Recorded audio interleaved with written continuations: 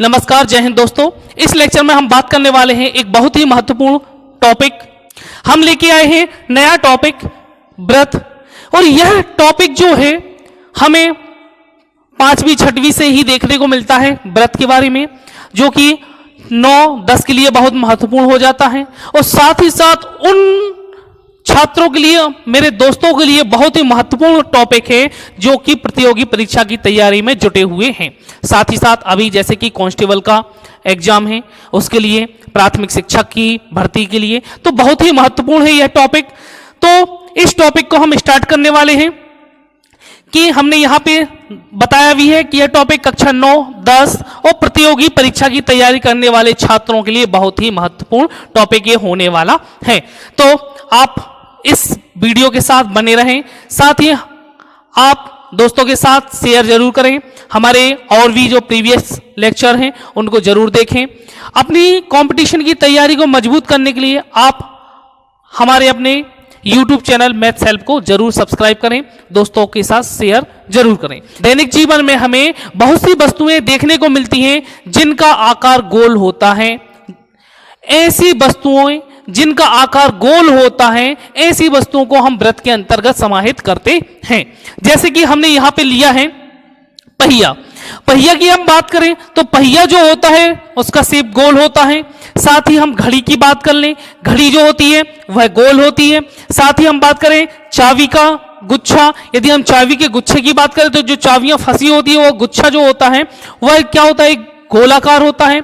साथ ही हम बात करें बटन की, तो बटन जो होता है एक गोला भी होता है, और भी डिजाइन के होते हैं, लेकिन खासकर ज्यादातर बटन जो होते हैं वो अपने वृत्ताकार अर्थात गोलाकार के रूप में होते हैं। साथ ही हमने चूड़ी ली है, हमने सिक्के विभिन्न प्रकार के 5 रुपए, 1 रुपए, 50 पैसे, 10 रुपए, 20 रुपए के जो सिक्के हैं वह सभी हमें क्या है, दैनिक जीवन में देखने को मिलता है एक गोलाकार के रूप में। तो यही गोलाकार जो आकृतियां होती हैं इन्हीं को हम व्रत के अंतर्गत समाहित कर लेते हैं।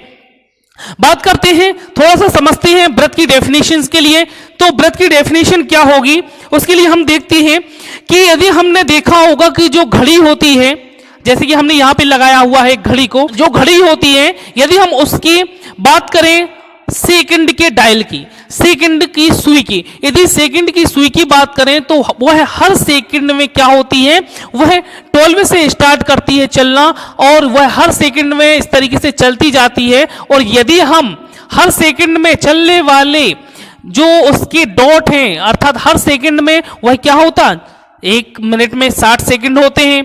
तो यदि हम सेकंड की बात करें तो सेकंड की सुई की यहां पर हम देख लेते हैं कि हम सुई लेते हैं, यह हमारी सेकंड की सुई है, और वो क्या करती है, वह हर सेकंड में आगे बढ़ती है। मानिए चलो यहां पे आई, फिर यहां पे इस तरीके से आएगी वह सुई, और इस तरीके से वह क्या होती है, चलती है।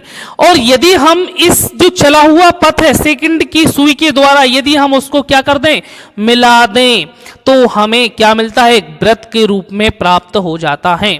तो हम यहां पर एक डेफिनेशन दे सकते हैं कि सेकंड की जो सुई है और सुई की सिरों से जो बनता हुआ पथ है, सिरों से बनता हुआ जो पथ है वह हमारा व्रत कहलाता है।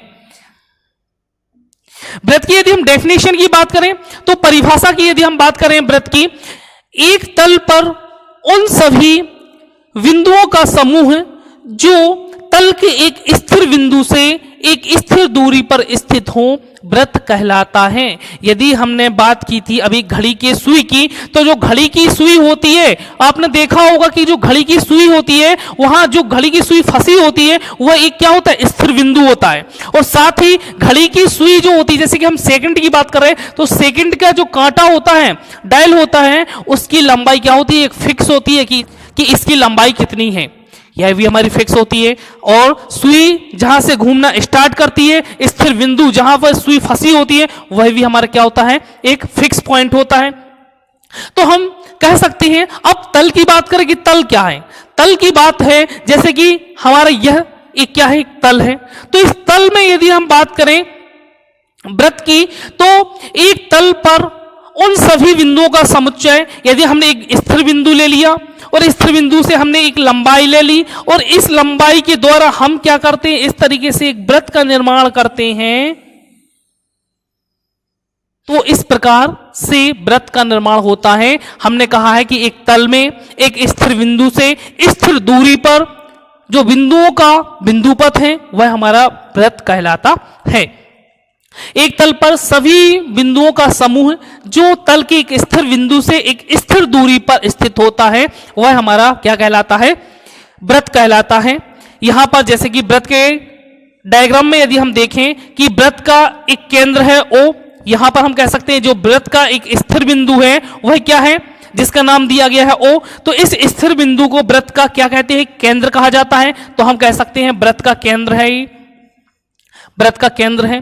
साथ ही इस व्रत के केंद्र से स्थिर दूरी जो है यह हम नाम दे तो OP। OP क्या है, स्थिर दूरी, स्थिर दूरी। और इस स्थिर दूरी को हम कहते हैं त्रिज्या, और स्थिर दूरी को व्रत की त्रिज्या कहा जाता है या व्रत की त्रिज्या कहते हैं। ठीक है, और स्थिर दूरी लेने पर यह जो बिंदु पथ बना, ये जो बिंदु पथ बना यह हमारी कहलाती है बाहरी सिरा। व्रत का बाहरी सिरा या व्रत के बाहरी सिरे को हम नाम दे देते हैं परिधि। अब हम इनके बारे में थोड़ा डिटेल से पढ़ेंगे। तो अब हम बात करते हैं अगली स्लाइड पर। अगली स्लाइड में हम देखने वाले हैं व्रत। जो व्रत होता है वह तल को 3 भागों में डिवाइड करता है। जैसे कि यहां पर चित्र में यदि हम देखें कि ये जो व्रत बना हुआ है, व्रत, ये व्रत की परिधि है, जिसको हम बाद में पढ़ेंगे कि परिधि की परिभाषा क्या होती है। ये व्रत है, और व्रत के अंदर का भाग को हम व्रत का अभ्यंतर भाग कहते हैं।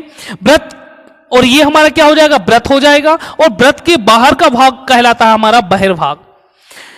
अभ्यंतर, फिर हमारा व्रत होगा, व्रत के बाद हमारा क्या होगा, बाहर का भाग होगा, जिसको हम बहिर्भाग कहते हैं। तो ये 3 भाग होते हैं। जब व्रत का निर्माण होता है तो वह तल को 3 हिस्सों में बांट देता है, व्रत के रूप में, अभ्यंतर के रूप में और बहिर्भाग के रूप में। बात करें अभ्यंतर की, अभ्यंतर क्या है, तो अभ्यंतर हमें जैसे कि दिख रहा है कि जो व्रत के अंदर का भाग है वह हमारा अभ्यंतर कहलाता है। बात करें व्रत, तो व्रत हमें दिख ही रहा है। साथ ही हम बात करते हैं बहिर्भाग की, तो बहिर्भाग अर्थात होता है बाहर का भाग। तो यहां से 9th 10th और भी जो कंपटीशन के एग्जाम है, प्रश्न बनता है कि जो व्रत का केंद्र होता है स्थित होता है, व्रत का केंद्र कहां स्थित होता है, व्रत पर, व्रत के अभ्यंतर में, व्रत के बहिर्भाग में, या कहीं नहीं। तो इसका आंसर क्या होगा, हमारा जो व्रत का केंद्र होता है वह व्रत के अभ्यंतर में स्थित होता है, क्योंकि व्रत का केंद्र कहां होता है, व्रत के अंदर होता है। तो हमें इस बात को याद रखना है। चलिए हम बात करते हैं अगली स्लाइड पर। यहां पर देखने वाले हैं सबसे पहले जीवा। जीवा की हम परिभाषा को हम यूं समझ सकते हैं कि व्रत पर स्थित किन्हीं 2 बिंदुओं को यदि मिला दिया जाए तो उनसे हमें एक जीवा प्राप्त होती है। तो हमने क्या बोला है कि व्रत पर स्थित किन्हीं 2 बिंदुओं को यदि हम मिला देते हैं तो हमें जीवा मिलती है। डेफिनेशन, व्रत पर स्थित किन्हीं 2 बिंदुओं को मिलाने वाले रेखाखंड को, अब जब हम 2 बिंदुओं को मिलाते हैं तो हमें एक रेखाखंड मिलेगा, और उस रेखाखंड को ही हम क्या बोलते हैं, व्रत की जीवा बोलते हैं। जैसे कि यहां पर हमें डायग्राम में दिखा हुआ है कि एक व्रत है, ठीक है, इसमें बिंदु P बिंदु Q को आपस में मिलाया गया है एक रेखाखंड के द्वारा। तो यहां पर हम कह सकते हैं जो PQ है वह क्या है, व्रत की जीवा है। तो PQ को हम व्रत की जीवा कह सकते हैं। और साथ ही हम कह सकते हैं कि व्रत है, और व्रत में हम कितनी भी जीवाएं खींच सकते हैं। ये क्या है, जीवा है। जैसे कि हमने A B नाम दे दिया, इसको नाम हमने दे दिया C D, इसको नाम दे दिया E F। तो ये क्या है, व्रत की जीवाएं हैं। तो यहां पर हम कह सकते हैं कि जो AV CD EF हैं यह सभी क्या हैं, जीवाएं हैं। तो हमारी डेफिनेशन जीवा की बनती है कि व्रत पर स्थित किन्हीं 2 बिंदुओं को मिलाने पर जो रेखाखंड हमें मिलता है उसको हम कहते हैं जीवा। अब बात कर लेते हैं कि एक जीवा ऐसी भी हो सकती है जो व्रत के केंद्र से होकर जाए। तो हम यहां पर जैसे कि यहां पे चित्र में हमें दिया गया है कि व्रत का केंद्र O है, यहां पर O जो है व्रत का केंद्र है। व्रत के केंद्र से होती हुई 2 बिंदु A और V को हमने मिलाया हुआ है। तो A और V बिंदु क्या है, व्रत पर स्थित 2 बिंदु हैं, उनको मिलाने वाला रेखाखंड क्या हो जाएगा, AV रेखाखंड हो जाएगा। तो AV क्या होगी, एक जीवा होगी।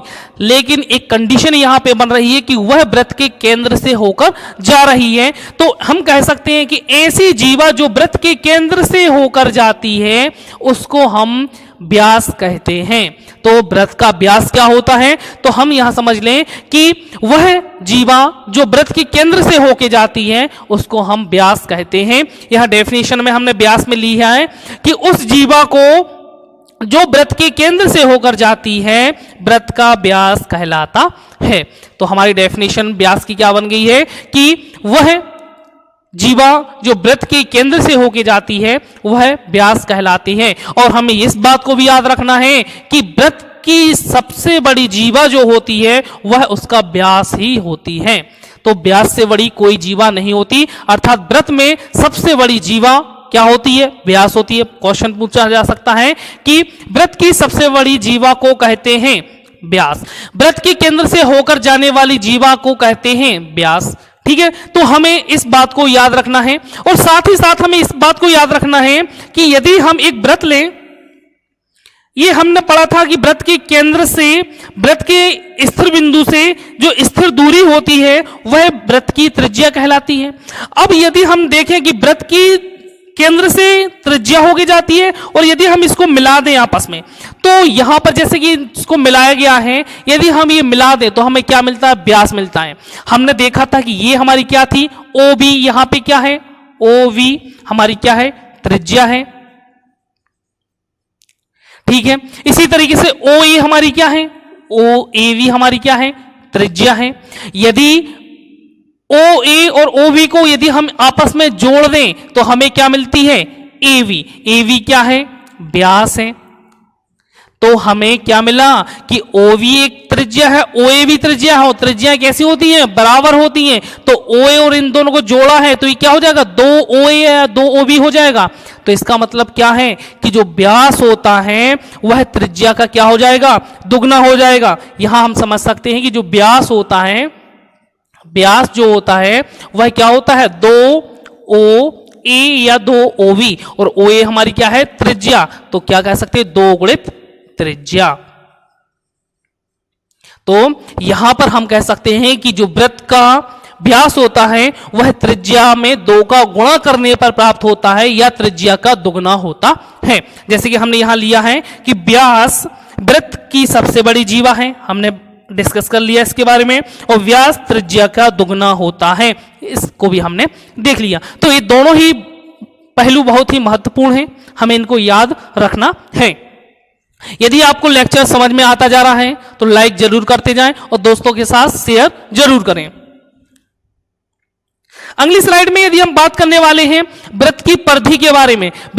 यहां पर यदि हम एक व्रत की बात करें तो व्रत लेते हैं हम एक,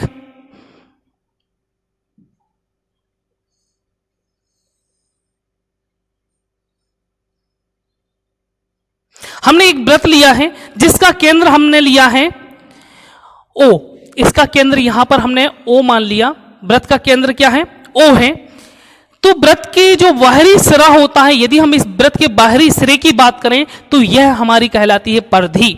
यदि हम घड़ी की बात करें तो घड़ी की जो सेकंड की सुई का जो सिरा था, उस सिरे के बिंदुओं को आपस में जब मिला देती हैं तो जो बिंदु पथ प्राप्त होता है वही हमारा व्रत कहलाता है। और उस व्रत का जो बाहरी सिरा है वही हमारी क्या कहलाती है, परिधि कहलाती है। तो हम इसकी डेफिनेशन दे सकते हैं कि व्रत की जो कुल लंबाई होती है वही हमारी क्या है, परिधि कहलाती है। तो यहां पर हम डेफिनेशन दे सकते हैं कि जो व्रत है, व्रत की परिधि व्रत के बाहरी सिरे की लंबाई होती है। व्रत का बाहरी सिरा क्या है, ये जो व्रत का व्रत है और इसका जो बाहरी सिरा है वह हमारा कहलाता है व्रत की परिधि। और व्रत की परिधि को हम ऐसे भी डिफाइन कर सकते हैं कि व्रत की कुल लंबाई, जो व्रत होता है उसकी जो कुल लंबाई होती है वह कितनी है, वह उसकी क्या कहलाती है, परिधि कहलाती है। यहां पर बात कर लेते हैं व्रत की परिधि होती कितनी है। व्रत की परिधि क्या होती है, लंबाई होती है। तो व्रत की परिधि की लंबाई क्या है, तो व्रत की लंबाई जो व्रत की जो परिधि होती है उसकी लंबाई होती है 2 पाई आर। तो हमें याद रखना है कि जो व्रत की परिधि होती है वह क्या होती है, 2 पाई आर होती है। साथ ही साथ हम कंडीशंस में देख चुके हैं कि जो व्रत में जो त्रिज्या होती है वह जो व्यास होता है ये पूरा व्यास होता है और यहां से यहां तक ये त्रिज्या होती है। तो ये वाली त्रिज्या और ये वाली त्रिज्या, तो ये क्या हो जाएंगी, 2 त्रिज्याएं हो जाएंगी। तो हम चूंकि पढ़ चुके हैं कि जो व्यास होता है वह क्या होता है, त्रिज्या का दुगना होता है। दो त्रिज्याओं को जब हम मिलाते हैं तब हमें क्या मिलता है, एक व्यास मिलता है।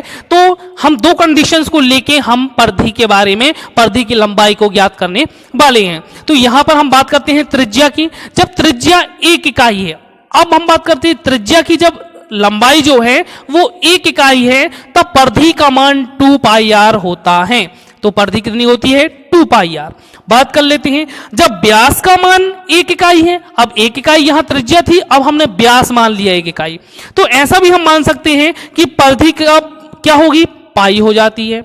अब ये कैसे हो गया, इसको भी हम समझ लेते हैं कि जो 2 पाई आर है ये हमारी क्या है, परिधि, जब त्रिज्या 1 इकाई है। चूंकि हम जानते हैं कि 2 और आर को यदि हम मिला दें तो 2r बराबर क्या होता है, व्यास होता है।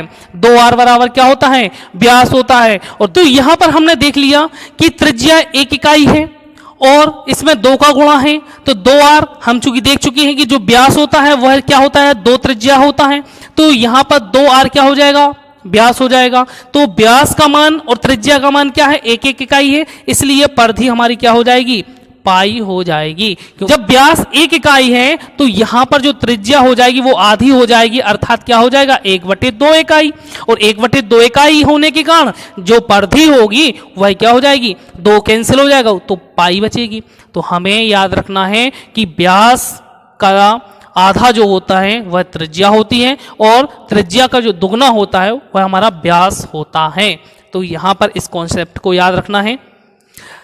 चलिए हम देखते हैं अगले कॉन्सेप्ट को। तो यहां पर हम बात करने वाले हैं कि वृत्त के अंतर्गत हमने वृत्त का केंद्र को समझा, वृत्त की त्रिज्या को समझा, वृत्त की जीवा को समझा, वृत्त के व्यास को समझा, वृत्त की परिधि को समझा। अब बात आती है वृत्त के चाप की। तो वृत्त का चाप क्या होता है उसको यदि हम देखें, चाप क्या है उसकी बात हम कर लेते हैं कि चाप क्या है। 2 बिंदुओं के बीच के वृत्त के भाग को एक चाप कहते हैं।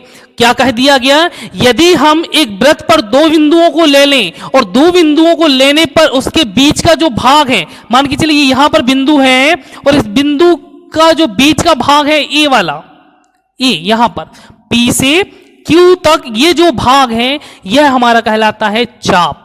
इसको क्या बोलते हैं हम, चाप। ठीक है, एक चाप मिल गया। और यहां पे भी तो है, यहां बिंदु P से लेके Q तक यहां पर भी एक चाप है, तो हमें एक चाप यहां मिल जाता है। अर्थात हमें एक वृत्त में 2 बिंदुओं को लेने पर हमें 2 प्रकार के चाप प्राप्त होते हैं। अब यहां पर हमने देखा कि 2 बिंदुओं के जो बीच का भाग है यह हमारा चाप कहलाता है। और चाप भी हमने देख लिया कि 2 मिले, हमें एक ऊपर की ओर चाप मिला तो एक नीचे की ओर चाप मिला। साथ ही हम यदि चाप को ध्यान से देखें कि यहां पर जो चाप है इसकी जो लंबाई है वह क्या है, बड़ी है। और यदि यहां पर देखें तो ये चाप कैसा है, छोटा है। तो यहां पर 2 प्रकार के हमें चाप मिलते हैं जिनको हम कहते हैं दीर्घ चाप और लघु चाप। क्या बोलते हैं हम, दीर्घ चाप और लघु चाप। अब दीर्घ अर्थात होता है बिग मीन्स बड़ा।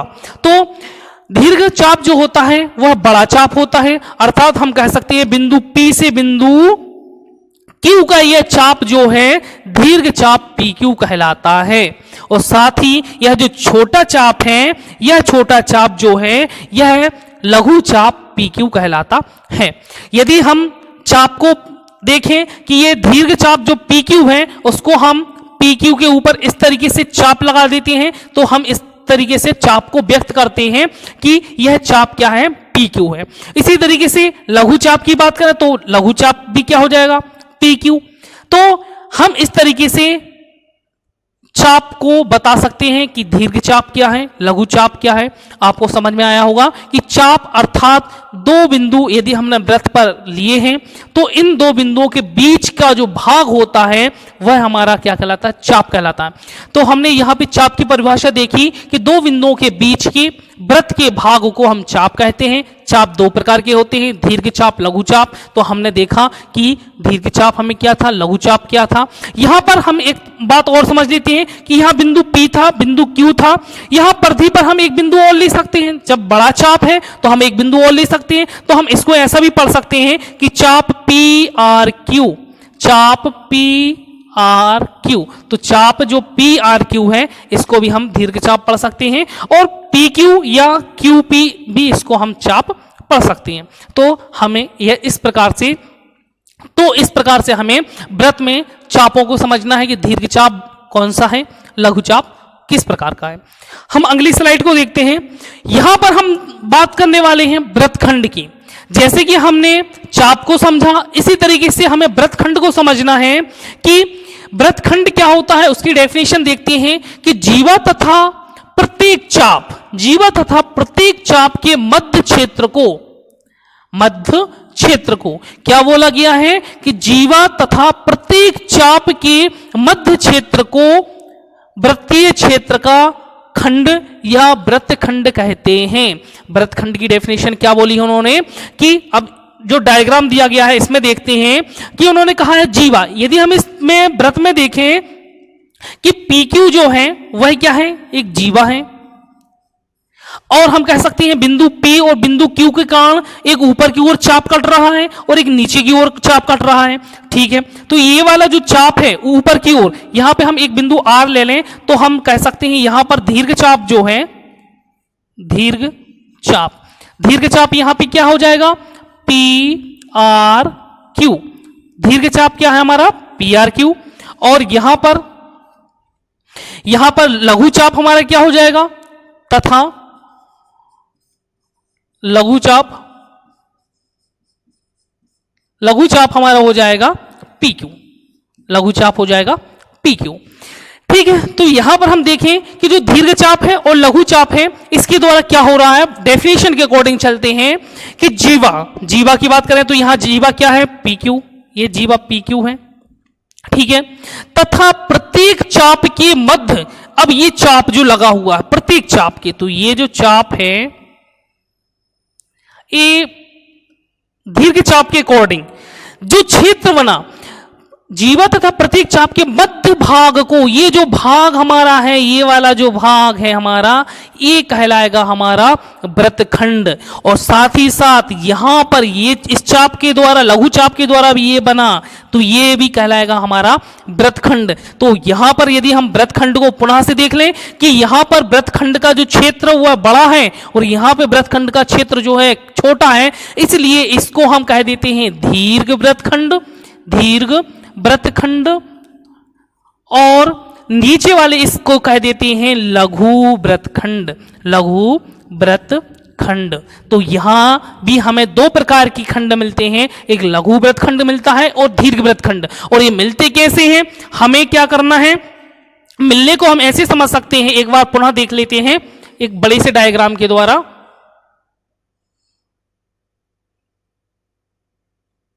यहां पर जैसे कि ये व्रत है, तो व्रत में दो बिंदु, यदि हम यहां पर एक बिंदु हम यहां पर ले लिया P, यहां पर बिंदु ले लिया Q। ठीक है, अब ये बिंदु PQ के कारण ये जो बड़ा वाला एरिया है ये बड़ा चाप है, दीर्घ चाप है। यहां पर हम लिख सकते हैं ये दीर्घ चाप है। ठीक है, दीर्घ चाप हम कह सकते हैं, यहां पर बिंदु R ले लें तो दीर्घ चाप हमारा क्या हो जाएगा, PRQ। ठीक है, और ये हमारा क्या हो जाएगा, लघु चाप PQ। अब बोला क्या गया है, हमें यहां पर एक जीवा चाहिए, तो PQ को मिला दें तो एक रेखाखंड जो होगा वह हमारी क्या कहलाएगी, जीवा। तो यहां पर PQ क्या है, एक जीवा है। डेफिनेशन में अब क्या कहा गया है व्रतखंड की, कि जीवा तथा चाप के द्वारा प्रत्येक चाप के मध्य का जो भाग है, ये जो मध्य का भाग है ये हमारा कहलाता है व्रतखंड। ये जीवा है और इसके छोटे चाप है, इस चाप के द्वारा ये बना हुआ भाग क्या है, ये भी क्या है, एक व्रतखंड है। और इस ये वाला जो व्रतखंड का एरिया है यह बड़ा है, इसलिए इसको हम कह देते हैं दीर्घ व्रतखंड। और ये वाला जो एरिया है छोटा है, इसलिए हम इसको कह देते हैं लघु व्रतखंड।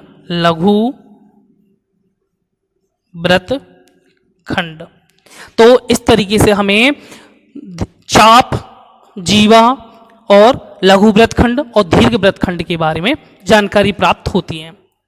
आगे हम चर्चा कर लेते हैं। हमने चाप के बारे में पढ़ लिया, हमने वृत्तखंड के बारे में पढ़ लिया। वृत्तखंड का निर्माण होता है जीवा के द्वारा और चाप के द्वारा। ठीक है, चाप तो रहेगा, जीवा के द्वारा बनता है। अब हम बात करने वाले हैं त्रिज्यखंड की। अब ये त्रिज्यखंड क्या होता है, यदि हम इसकी बात करें तो त्रिज्यखंड जो होता है इसका निर्माण होता है त्रिज्याओं के और चाप के द्वारा। जीवा और चाप के द्वारा निर्माण होता है किसका, जीवा और चाप, इसके द्वारा होता है निर्माण वृत्तखंड का।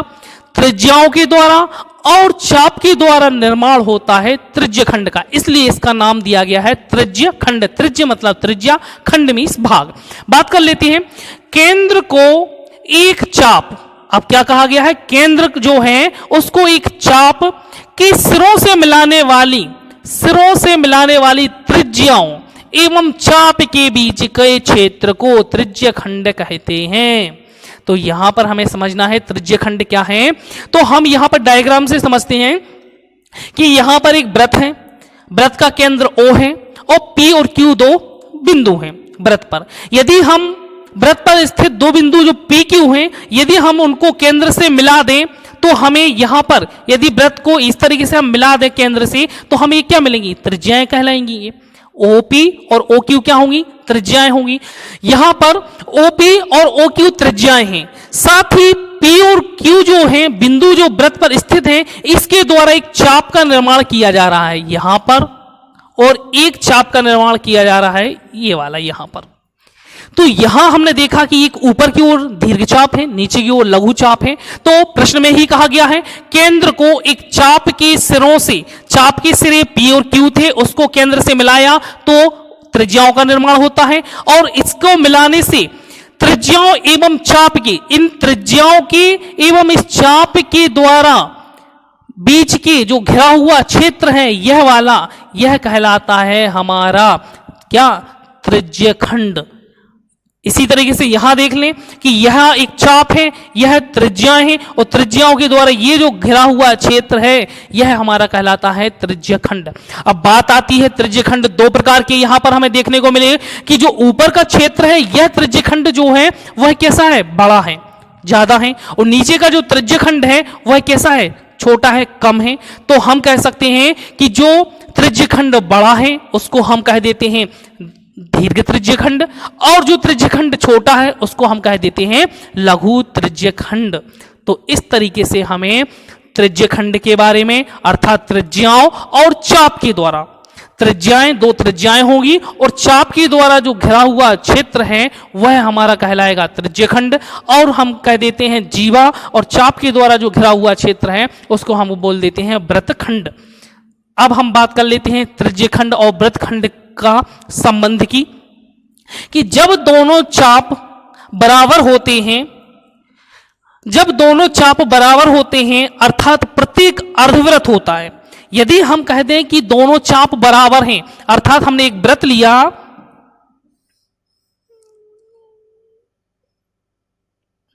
एक वृत्त है। अब बात हम कर लेते हैं कि जब दोनों चाप बराबर होते हैं अर्थात प्रत्येक अर्धवृत्त होता है, जब दोनों चाप बराबर होंगे तो वो क्या होगा, एक अर्धवृत्त होगा।